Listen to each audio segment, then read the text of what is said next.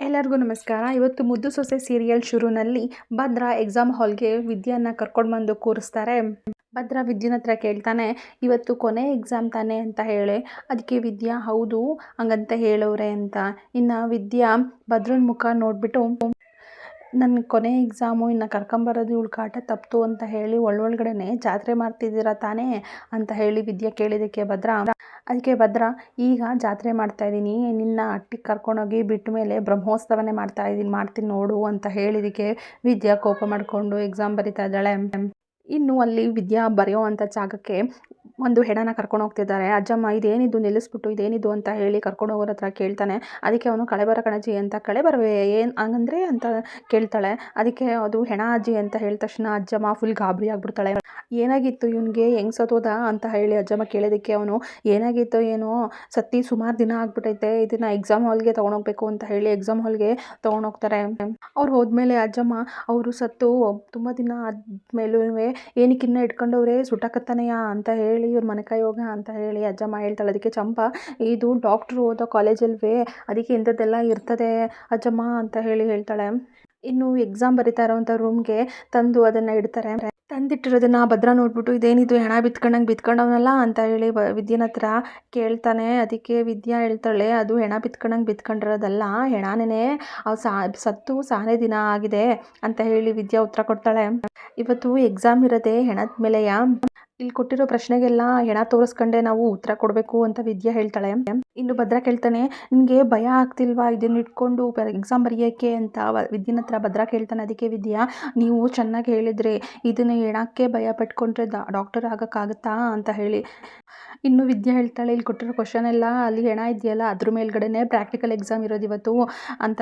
ಅದಕ್ಕೆ ಭದ್ರ, ಜೀವಂತವಾಗಿರೋರನ್ನ ಇಟ್ಕೊಂಡು ಎಕ್ಸಾಮ್ ಮಾಡೋಕೆ ಆಯ್ಕಿಲ್ವೇ ಅಂತ. ಅದು ಹೆಂಗಾಗುತ್ತೆ ಜೀವಂತವಾಗಿರೋರನ್ನ ಇಟ್ಕೊಂಡು ಎಕ್ಸಾಮ್ ಬರೆಯೋಕ್ಕೆ, ಅದು ಸತ್ತಿರೋರ ಮೇಲೇ ನಮಗಿರೋದು ಇವಾಗ ಅಂತ ಹೇಳಿ ವಿದ್ಯಾನು ಹೇಳ್ತಾಳೆ. ಇನ್ನು ಭದ್ರಂಗಂತೂ ಸಖತ್ತು ಭಯ ಆಗಿದೆ. ಅವನು ಒದ್ದಾಡ್ತಿದ್ದಾನೆ ಅಲ್ಲಿ ಕೂತ್ಕೊಳ್ಳೋದಕ್ಕೆ, ಕಣ್ಮುಚ್ಕೊಂಡು ಕೂತ್ಕೊತಾನೆ. ಸಡನ್ನಾಗಿ ಸತ್ತ ಹೆಣ ಅವ್ನ ಕಣ್ಮುಂದೆ ಬಂದು ಕೂತಂಗಾಗ್ಬಿಡುತ್ತೆ. ಗಾಬರಿನಲ್ಲಿ ಚೇರ್ ಮೇಲೆ ಅಯ್ಯೋ ದೆವ್ವ ಅಂತ ಎದ್ದು ನಿಂತ್ಕೊಬಿಡ್ತಾನೆ. ಎಲ್ಲರೂ ಅವನ್ನೇ ನೋಡ್ತಿದ್ದಾರೆ. ಟೀಚರು ಏನಾಯಿತು ಅಂತ ಹೇಳಿ ಕೇಳ್ತಾಳೆ. ಅದಕ್ಕೆ ಭದ್ರ ಏನೂ ಇಲ್ಲ ಅಂತ ಹೇಳಿ ಸುಮ್ಮನೆ ಕೂತ್ಕೊಬಿಡ್ತಾನೆ. ಇನ್ನು ಭದ್ರ ಕೂತ್ಕೊಂಡ್ಮೇಲೆ ದೇವ್ರನ್ನ ನೆನೆಸ್ಕೊತಿರ್ತಾನೆ. ಅದಕ್ಕೆ ವಿದ್ಯಾ ಕೇಳ್ತಾಳೆ, ವಿದ್ಯಾ ನಗಾಡ್ಕೊಂಡು ಕೇಳ್ತಾಳೆ, ಕಟೌಟ್ ಇರೋದು ನೋಡಿದ್ರೆ 6 ಅಡಿ, ಧೈರ್ಯ ನೋಡಿದ್ರೆ 2 ಅಡಿ, ಆ ಹೆಣ ನೋಡಿ ನೀವು ಭಯ ಪಡ್ತಾ ಇದ್ದೀರಲ್ಲ ಅಂತ ಹೇಳಿ ವಿದ್ಯಾ ಭದ್ರನಿಗೆ ಕೈ ಹೇಳ್ತಾಳೆ. ಭದ್ರ ಹೇಳ್ತಾನೆ, ಭಯ ಅನ್ನೋದು ಭದ್ರಂಗೆ ಗೊತ್ತೇ ಇಲ್ಲ, ಅಜ್ಜನೇ ಬಂದರೂ ಎದ್ರೋದಿಲ್ಲ ಅಂತ ಹೇಳಿ. ಅದಕ್ಕೆ ಈಗ ಎದ್ರಿದ್ಯಾ ಯಾಕೋ ಅಂತ ಹೇಳಿ ವಿದ್ಯಾ ಪ್ರಶ್ನೆ ಮಾಡ್ತಾಳೆ. ಮತ್ತೆ ಇನ್ನು ಭದ್ರಂಗೆ ಅಲ್ಲಿ ಕೂರಕ್ಕಾಗ್ತಾಯಿಲ್ಲ, ಹೆಣ ನೋಡಿದ್ರೆ ಭಯ ಪಡ್ಕೊತಿದ್ದಾನೆ, ಹೆಣ ನೋಡಬೇಕಲ್ಲ ಅಂತ ಹೇಳಿ ಕಣ್ಮುಂದೆನೇ ಇದೆಯಲ್ಲ ಅಂತ ಹೇಳಿ ಕಣ್ಣು ಮುಚ್ಕೊಂಡು ಕೂತಿದ್ದಾನೆ. ಇನ್ನು ವಿದ್ಯಾ ನೋಡಿ ಮತ್ತೆ ನಗಾಡ್ತಾಳೆ. ಇದೇನಿದು, ಯಾರೋ ಹೇಳಿದ್ರು ಭಯ ಅಂದರೆ ಏನು ಅಂತಲೇ ಗೊತ್ತಿಲ್ಲ ಅಂತ, ಹಿಂಗೆ ಭಯ ಪಡ್ತಾ ಇದ್ದೀರಾ ಅಂತ ಹೇಳಿ ಮತ್ತೆ ಅವನ್ನ ರೇಗಿಸ್ತಾ ಇದ್ದಾಳೆ.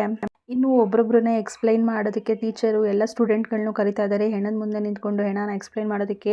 ನೆಕ್ಸ್ಟು ವಿದ್ಯೆನೂ ಸಹ ಕೂಗ್ತಾರೆ. ಆವಾಗ ವಿದ್ಯೆನ ಎತ್ಕೊಂಡು ಹೋಗಿ ಕೂರಿಸ್ಬೇಕಾಗಿತ್ತು ಭದ್ರ. ವಿದ್ಯಾ ಭದ್ರನ್ಗೆ ಹೇಳ್ತಾನೆ, ಕರ್ಕೊಂಡೋಗಿ ಅಂತ ಹೇಳಿ. ನಾನು ಹೆಣದ ಮುಂದೆ ಕರ್ಕೊಂಡೋಗ್ಬೇಕಾ ನಿನ್ನ ಅಂತ ಹೇಳಿ ಕೇಳ್ತಾನೆ. ಹ್ಞೂ ಹೌದು ಅಂತ ಹೇಳಿ ಹೇಳಿದ್ದಕ್ಕೆ ತಲೆ ಚಚ್ಕೊಂಡು ಅವಳನ್ನ ಎತ್ಕೊಂಡೋಗಿ ಹೆಣದ ಮುಂದೆ ಚೇರ್ ಮುಂದೆ ಕೂರಿಸ್ತಾನೆ. ಇನ್ನು ಅಲ್ಲಿ ನಿಂತ್ಕೊಂಡಿರ್ತಾನಲ್ಲ ಭದ್ರ, ಆ ಹೆಣನ ಮುಂದೆ ನಿಂತ್ಕೊಂಡಿರ್ತಾನೆ. ಅದನ್ನ ನೋಡಿ ಮತ್ತೆ ಭಯಪಟ್ಟು ಕಿರ್ಚ್ಕೊಬಿಡ್ತಾನೆ. ಆಗ ಟೀಚರು ಏನಾಯಿತು ಸರ್ ನಿಮಗೆ ಅಂತ ಹೇಳಿ ಕೇಳ್ತಾನೆ. ಏನಿಲ್ಲ ಮೇಡಮ್ ಅಂತ ಹೇಳಿ ಹೇಳ್ತಾನೆ. ಇನ್ನು ಕಂಟಿನ್ಯೂ ಮಾಡ್ತಿದ್ದಾಳೆ ವಿದ್ಯಾ ಹೆಣದ ಮುಂದೆ ಕೂತ್ಕೊಂಡು ಅದನ್ನು ಎಕ್ಸ್ಪ್ಲೈನ್ ಮಾಡ್ತಾ. ಅದೆಲ್ಲ ಕಂಪ್ಲೀಟ್ ಆದಮೇಲೆ ವೆರಿ ಗುಡ್ ಅಂತ ಹೇಳಿ ಟೀಚರ್ ಹೇಳ್ತಾರೆ. ಇನ್ನು ಲಾಸ್ಟ್ ಬೆಲ್ ಹೊಡಿಯುತ್ತೆ, ಅದರೊಳಗಡೆ ಹೆಣನೂ ಸಹ ತೊಗೊಂಡೋಗ್ತಾರೆ. ಆವಾಗ ಭದ್ರನಿಗೆ ಆರಾಮ್ ಅನಿಸುತ್ತೆ.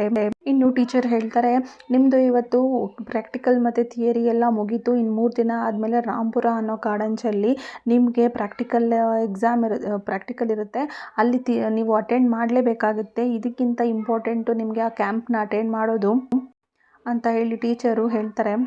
ಇನ್ನು ಭದ್ರ, ಏನು ಎಕ್ಸಾಮ್ ಎಲ್ಲ ಮುಗೀತು ಅಂದೆ, ಮತ್ತೆ ಯಾವುದೋ ಕ್ಯಾಂಪ್ ಅಟೆಂಡ್ ಮಾಡಬೇಕು ಅಂತಿದ್ದಾರೆ ಅಂತ ಹೇಳಿ ಕೇಳ್ತಾನೆ. ಅದಕ್ಕೆ ವಿದ್ಯಾ, ಇದೆಲ್ಲ ನನಗೆ ಗೊತ್ತೇ ಇರಲಿಲ್ಲ, ಈಗ ನೀವು ಹೇಳಿದ ಮೇಲೆ ಗೊತ್ತಾಗಿದ್ದು, ನಂಗೆ ಅವೆಲ್ಲ ಗೊತ್ತಿಲ್ಲ, ನಿನ್ನ ಎಕ್ಸಾಮಿಗೆ ಕರ್ಕೊಂಬರ್ತೀನಿ ಅಂದಿದ್ದೆ, ಕರ್ಕೊಬಂದಿದ್ದೀನಿ ಅಷ್ಟೇ, ಇವಾಗ ನಿನ್ನ ಮರಳಿನ ಮೂಟೆ ಎತ್ಕೊಂಡೋಗಿ ಬಿಸಾಕ್ತೀನಿ ಅಷ್ಟೇ, ಅದಕ್ಕೂ ನನಗೂ ಇನ್ನೇನು ಸಂಬಂಧನೂ ಇಲ್ಲ ಅಂತ ಹೇಳಿ ಭದ್ರ ಹೇಳ್ತಾನೆ ವಿದ್ಯನ ಹತ್ರ. ಇನ್ನು ಈಶ್ವರಿ ಮಗ ಸುಭಾಷನ್ಗೆ ಫೋನ್ ಮಾಡ್ತಾಳೆ. ಮಾಡಿಬಿಟ್ಟು ಆ ಕಡೆಯಿಂದ ಸುಭಾಷ, ಏಕಮ್ಮ ಫೋನ್ ಮಾಡಿದ್ಯಾ, ಈಗ ಸಂತೋಷವಾಗಿರೋ ಕಾರ್ಯಕ್ರಮ ಬರ್ತೈತೆ ನಿಮ್ಮ ಮನೆಯದು, ಅದಕ್ಕೆ ನಾನು ನೋಡ್ಕೊಂಡು ಹೊಟ್ಟೆ ಉರ್ಕೊಂಡು ಸಾಯಿ ಅಂತ ಹೇಳಿ ಫೋನ್ ಮಾಡಿದ್ಯಾ ಅಂತ ಹೇಳಿ ಹೇಳ್ತಾನೆ. ಅದಕ್ಕೆ ಈಶ್ವರಿ, ಅದೆಲ್ಲ ಮೀಡಿಯಾ ಮುಂದೆ ಕಂಡ್ಲಾ, ಎಕ್ಸಾಮ್ ಆಗೋವರೆಗೂ ಅಷ್ಟೇ ಇವ್ರದ್ದು ನಾಟಕ, ಎಕ್ಸಾಮ್ ಆದಮೇಲೆ ಮಾಮೂಲಿ ಇವ್ರು ಬೇರೆ ಬೇರೆ ಇರೋದೇ ನಾಟಕ ನಡೀತೈತೆ. ಅದಕ್ಕೇ ನೀನು ಇವಾಗೊಂದು ಕೆಲಸ ಮಾಡು, ಮೀಡಿಯಾದವ್ರಿಗೆ ಫೋನ್ ಮಾಡಿಬಿಟ್ಟು ಡಿವೋರ್ಸ್ ಬಗ್ಗೆ, ಕೋರ್ಟಲ್ಲಿ ನಡೀತಿರೋ ಕೇಸ್ ಬಗ್ಗೆ ಮೀಡಿಯಾದವ್ರಿಗೆ ಫೋನ್ ಮಾಡಿ ಎಲ್ಲನೂ ಹೇಳು, ಆಗ ಇವ್ರ ಬಂಡವಾಳ ಎಲ್ಲ ಆಚೆ ಬರುತ್ತೆ ಅಂತ ಹೇಳಿ ಈಶ್ವರಿ ಸುಭಾಷನ ಹತ್ರ ಐಡಿಯಾ ಕೊಡ್ತಾನೆ. ಹಾಗೆಯೇ ಸುಭಾಷ ಫೋನ್ ಕಟ್ ಮಾಡಿದ್ಮೇಲೆ ಮೀಡಿಯಾದವ್ರಿಗೆ ಫೋನ್ ಮಾಡಿಬಿಟ್ಟು ಡಿವೋರ್ಸ್ ವಿಷಯನ ಪ್ರಸ್ತಾಪ ಮಾಡೋದಕ್ಕೆ ಹೇಳ್ತಾನೆ. ಇನ್ನು ಮೀಡಿಯಾದವ್ರು ಬರ್ತಾರೆ, ಎಕ್ಸಾಮ್ ಎಲ್ಲ ಮುಗಿದ್ಮೇಲೆ ಮೀಡಿಯಾದವ್ರು ಬರ್ತಾರೆ. ಒಂದು ವಾರದಿಂದ ನೀವು ನಿಮ್ಮ ಸೊಸೆಗೆ ನೈತಿಕವಾಗಿ ಧೈರ್ಯ ತುಂಬ್ತಾ ಇದ್ದೀರಾ, ಇದ್ರ ಬಗ್ಗೆ ಏನು ಹೇಳ್ತೀರಾ ಅಂತ ಹೇಳಿ ಶಿವರಾಮೇಗೌಡನ ಹತ್ರ ಪ್ರಶ್ನೆ ಮಾಡ್ತಾನೆ. ನೋಡಿ, ಎಲ್ಲ ಹೆಣ್ಮಕ್ಳಿಗೆ ಬೆಂಬಲ ಕೊಡಬೇಕು, ಅವರಿಗೆ ಹಿಂದೆ ನಿಂತ್ಕೊಂಡು ಸಪೋರ್ಟ್ ಮಾಡಬೇಕು ಅಂತ ಹೇಳಿ ಶಿವರಾಮೇಗೌಡ ಹೇಳ್ತಾನೆ. ಸರ್, ಇನ್ನೊಂದು ವಿಷಯ ಇದೆ, ನಿಮಗೂ ನಿಮ್ಮ ಮಗನಿಗೂ ನಿಮ್ಮ ಸೊಸೆಗೂ ಡೈವರ್ಸ್ ನಡೀತಿದೆಯಂತೆ, ಇದ್ರ ಬಗ್ಗೆ ಏನು ಹೇಳ್ತೀರಾ? ಈ ವಿಷಯ ಸತ್ಯ ಅಲ್ವಾ ಸರ್, ಇದ್ರ ಬಗ್ಗೆ ಏನು ಹೇಳ್ತೀರಾ ಅಂತ ಹೇಳಿ ಶಿವರಾಮೇಗೌಡನ ಹತ್ರ ಇನ್ನೊಬ್ಬ ಕೇಳ್ತಾನೆ. ನಿಮ್ಮ ಲಾಭಕ್ಕೋಸ್ಕರ ಈ ರೀತಿ ನಾಟಕ ಮಾಡ್ತಿದ್ದೀರಾ ಅಂತ ಹೇಳಿ ವಿರೋಧ ಪಕ್ಷದವರು ನಾಟಕ ಮಾಡ್ತಾ ಇದ್ದೀರಾ ಅಂತ ಹೇಳಿ ವಿರೋಧ ಪಕ್ಷದವರು ಆರೋಪ ಮಾಡ್ತಾ ಇದ್ದಾರೆ. ಡಿವೋರ್ಸ್ಗೆ ಅಪ್ಲೈ ಮಾಡಿರೋ ಮಗ ಸೊಸೆ ಜನಗಳ ಮುಂದೆ ಈ ರೀತಿ ನಾಟಕ ಆಡ್ತಾ ಇರೋದು ತಪ್ಪಲ್ವಾ ಸರ್ ಅಂತ ಹೇಳಿ ಮೀಡಿಯಾದವರೆಲ್ಲ ಪ್ರಶ್ನೆ ಮಾಡ್ತಾ ಇದ್ದಾರೆ ಶಿವರಾಮೇಗೌಡನಿಗೆ. ಶಿವರಾಮೇಗೌಡ ಏನು ಮಾತಾಡಲ್ಲ, ಸೈಲೆಂಟಾಗಿ ನಿಂತ್ಕೊಬಿಡ್ತಾನೆ. ಅಷ್ಟರಲ್ಲಿ ವಿದ್ಯಾ, ಇದಕ್ಕೆ ನಾನು ಉತ್ತರ ಕೊಡ್ತೀನಿ ಅಂತ ಹೇಳಿ ಬಂದು ಮಾತಾಡ್ತಿದ್ದಾಳೆ. ಹೌದು, ಅದೆಲ್ಲ ಸತ್ಯ ಅಂತ ಹೇಳಿ ವಿದ್ಯಾ ಹೇಳ್ತಾಳೆ. ನಿಮ್ಮ ಪ್ರಶ್ನೆಗೆ ಮಾವಯ್ಯನಕ್ಕಿಂತ ನಾನು ಉತ್ತರ ಕೊಟ್ಟನೆ ಸೂಕ್ತ ಅನ್ನಿಸ್ತದೆ. ನನಗೆ ನನ್ನ ಗಂಡನ ಮಧ್ಯೆ ಮನಸ್ತಾಪ ಇದ್ದು ಕೋರ್ಟಲ್ಲಿ ಕೇಸ್ ಹಾಕಿರೋದು ನಿಜನೆಯ? ಹಾಗಾದರೆ ಮೀಡಿಯಾದವನು ನೀವಿಬ್ಬರು ಈ ಥರ ಜನಗಳ ಮುಂದೆ ಅನ್ಯೋನ್ಯವಾಗಿರೋ ಥರ ನಾಟಕ ಮಾಡ್ತಾ ಇರೋದು ಎಲ್ಲ ನಿಮ್ಮ ತಂತ್ರ ಅಂತ ಹೇಳಿ ಆಪೋಸಿಟ್ ಪಕ್ಷದವರು ಆರೋಪ ಮಾಡ್ತಾ ಇರೋದು ನಿಜ ಅಂತ ಹಾಗಾದರೆ ಆಯಿತು ಅಂತ ಹೇಳಿ ಮೀಡಿಯಾದವನು ಹೇಳ್ತಾನೆ. ಆ ವಿಚಾರ ಬಿಡಿ, ನಿಮಗೆ ಕಣ್ಣಿಗೆ ಇದೆಲ್ಲ ನಾಟಕದ ಥರ ಕಾಣಿಸ್ತೈತೆ.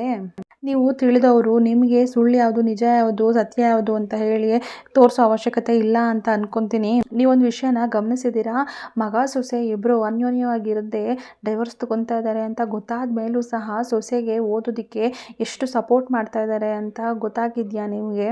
ನೀವು ಅಲ್ಲೇ ಅರ್ಥ ಮಾಡ್ಕೋಬೇಕಾಗಿತ್ತು ಹೆಣ್ಮಕ್ಳು ಶಿಕ್ಷಣಕ್ಕೆ ಎಷ್ಟು ಪ್ರೋತ್ಸಾಹ ಕೊಡ್ತಾರೆ ಅಂತ ಹೇಳಿ. ನಿಮ್ಮ ಮೇಲೆ ಕೇಸ್ ಹಾಕಿರೋ ನಿಮ್ಮ ಗಂಡ ಯಾಕೆ ಈ ರೀತಿ ನಾಟಕ ಮಾಡ್ತಾ ಇದ್ದಾರೆ ಅಂತ ಮೀಡಿಯಾದವನು ಮತ್ತೆ ಪ್ರಶ್ನೆ ಕೇಳಿದ್ದಕ್ಕೆ ವಿದ್ಯಾ, ಯಾಕೆ ಅಂದರೆ ಅವರು ಪಿತೃ ವಾಕ್ಯ ಪರಿಪಾಲಕ, ಅದಕ್ಕೋಸ್ಕರ ತಂದೆ ಮಾತೆ ಅವ್ರಿಗೆ ವೇದವಾಕ್ಯ. ನಮ್ಮದು ಅವ್ರದ್ದು ಮಧ್ಯೆ ಏನೇ ಜಗಳ ಇದ್ದರೂ ಸಹ ಅವರು ಅದ್ರ ಬಗ್ಗೆ ಬೇಸರ ಮಾಡ್ಕೊಳ್ಳದೆ ಅವ್ರ ಅಪ್ಪ ಹೇಳಿದ್ದಾರೆ ಅಂತ ಹೇಳಿ ನನ್ನ ಮಗು ಥರ ಎತ್ಕೊಂಡು ಬಂದು ಎಕ್ಸಾಮ್ ಬರ್ಸಿದ್ರು. ಅಷ್ಟು ಮಾತ್ರ ಅಲ್ಲ, ಪ್ರತಿಯೊಂದು ವಿಚಾರದಲ್ಲೂ ನನ್ನ ಕೇರ್ ಮಾಡಿದ್ರು. ಅದೆಲ್ಲ ನಿಮಗೆ ನಾಟಕ ಥರ ಕಾಣಿಸ್ತಾ ಇದೆಯಾ? ನೋಡಿ, ನಾಟಕ ಮಾಡೋರು ಯಾವತ್ತಿದ್ರೂ ಕಾಟಾಚಾರಕ್ಕೆ ಮಾಡ್ತಾರೆ, ಯಾರು ಕಾಟಾಚಾರಕ್ಕೆ ಈ ರೀತಿ ಎಲ್ಲ ಮಾಡೋದಿಲ್ಲ ಮನಸ್ಪೂರ್ವಕವಾಗಿ ಅಂತ ವಿದ್ಯಾ ಹೇಳಿದ್ರೆ, ನೋಡಿ, ಮದುವೆ ಆದಮೇಲೆ ಯಾವ ಹೆಣ್ಣು ಸಹ ಅದೃಷ್ಟ ಮಾಡಿರೋದಿಲ್ಲ. ಮದುವೆ ಅನ್ನೋದು ಒಂದು ಹೆಣ್ಣಿನ ಸ್ವಾತಂತ್ರ್ಯನೇ ಕಿತ್ಕೊಳ್ಳುತ್ತೆ ಅಂತ ಹೇಳ್ತಾರೆ. ಆದರೆ ನನ್ನ ಬದುಕಲ್ಲಿ ಮದುವೆನೇ ನಿಜವಾದ ಸ್ವಾತಂತ್ರ್ಯ ಆಯಿತು. ಯಾರ ಸಪೋರ್ಟು ಇಲ್ಲದೆ ನನ್ನ ಕನಸಾಗೆ ಉಳಿಯುತ್ತದೆ ಅಂತ ನಾನು ಅಂದ್ಕೊಂಡಿದ್ದೆ. ಇವತ್ತು ನಾನು MBBS ಮಾಡ್ತಾ ಇದ್ದೀನಿ, ನಿಮ್ಮ ಮುಂದೆ ನಿಂತ್ಕೊಂಡು ಮಾತಾಡ್ತಾ ಇದ್ದೀನಿ ಅಂತ ಹೇಳಿದರೆ ಅದಕ್ಕೆಲ್ಲ ಕಾರಣ ನನ್ನ ಕುಟುಂಬ. ಈ ಕುಟುಂಬ ಇಲ್ಲದೆ ವಿದ್ಯಾ ಏನೂ ಇಲ್ಲ, ಇದರಲ್ಲೇ ನೀವು ಅರ್ಥ ಮಾಡ್ಕೋಬೇಕಾಗಿತ್ತು. ಇನ್ನು ಮೀಡಿಯಾದವರು ಭದ್ರನ ಹತ್ರ ಕೇಳ್ತಾರೆ, ನಿಮಗೆ ನಿಮ್ಮ ಹೆಂಡತಿ ಮಧ್ಯೆ ಇರೋ ಭಿನ್ನಾಭಿಪ್ರಾಯ ನಿಜಾನಾ ಅಂತ ಹೇಳಿ.